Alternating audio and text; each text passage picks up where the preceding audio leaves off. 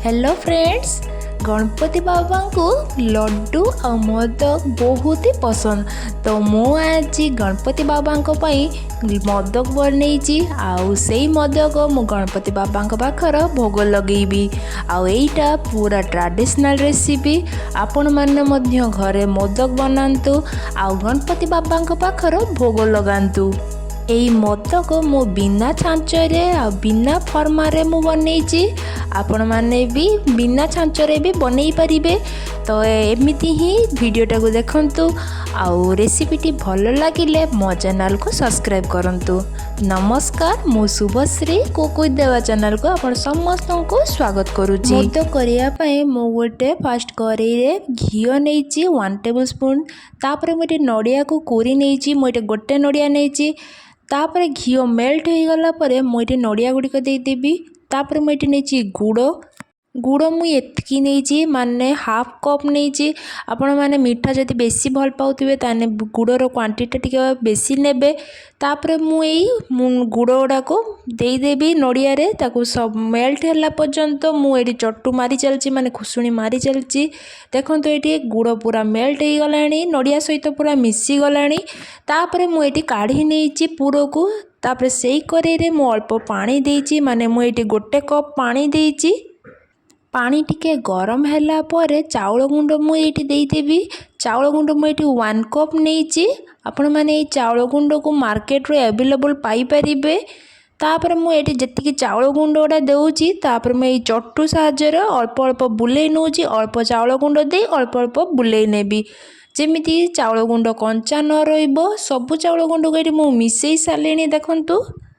तापर यहाँ को मुझे 5 मिनिट ढाकी देवी जहाँ फल चाउलटा टे सफ्ट हो आसो। आम भल भाव में मोदकटा करिपरिबा।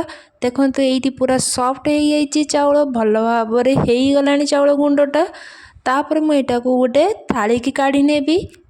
5-10 मिनिट आम वेट करबा। थाली की काढ़ी सारा पर जमीती आमर ये गुंडटा टे ठंडा हो। तापर मुझे घिओ नहीं।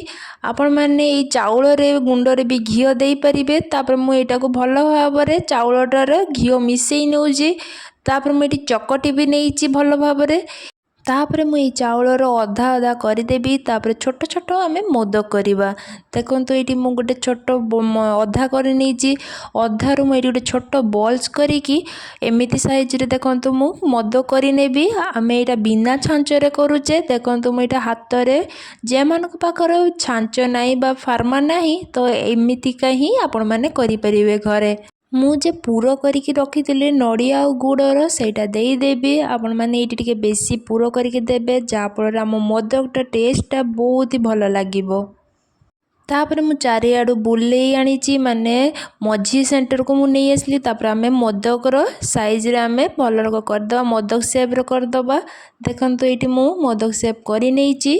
तापर मुझे गोटे मोदकटा को आउ टे डिजाइन करने मुझे गोटे कंटा चामच नहीं। तापर मुझे टिके मोदक गार करदेवी। देखो ये टिके स्टाइल रे हो गला। एमतीका स्टाइल रे भी आपण मैंने करें। तापर मुझे एमतीका करी बाकी जी सब अच्छी मुझे करी सब गुड़िक कर देखो मु अधा कर आउ अधे अच्छी ये पूराटा मुझे भाव स्टाइल कर सब गुड़िक। मोदक कला बेले आपण मैंने हाथ में तेल हो घिओ लगे करेंगे न चाउल अटा हाथ लग। तापर मुझे इडली छांचरे ये मु तेल नहीं ब्रश साहाय्य मुझे बुले नेबी। आम ये देखिए मोदक को आम स्टीम करवा। मुझे 7टा मोदक दे आ बाकी जी मोदक आम पछर स्टीम कर नबा। देखो ये मु सब दे सारा पर मु ढाकी देइछि 15 मिनिट पर। देखो ये आम मोदक भल भाव में हो गलानी। तापर मु एटा को ठंडा हवा छाड़ी देइछि। एटी देखो मु थाली के काढ़ी नहीं आ बाकी जी थिला मु सब कर नहीं।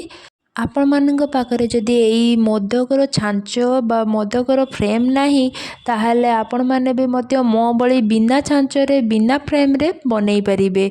आपण माने एमिति बनै कि गणपति बाबा पाखरे भोग लगांतु। एमिति मोदक आपण मैंने घरे बनातु। आ यही मोदक खाइबा को बहुत ही टेस्टी लगे आ बहुत ही नरम आ पार्टी रे पूरा मिलई जाए। रेसिपीटी भल लगी आपण माने मो चैनल को लाइक एंड सब्सक्राइब करने को जमा भूलिए। सब्सक्राइब बटन पाखे थिबा छोट बेल आइकन को प्रेस करने ऑल नोटिफिकेशन को क्लिक करने जहाँफल मो वीडियो अपलोड कले आपण माने फर्स्ट देखिपारे। यही रेसिपी को आपण मानक फ्रेंड्स और रिलेटिव मानक सहित शेयर करंतु आ घरे निश्चय बनातु। केमिति लागुची आपणक मतामत तले थिबा कमेंट बॉक्स रे मते जणांतु। आ मु पुणी आसीबी नुआ रेसिपी नहीं। रहुची नमस्कार।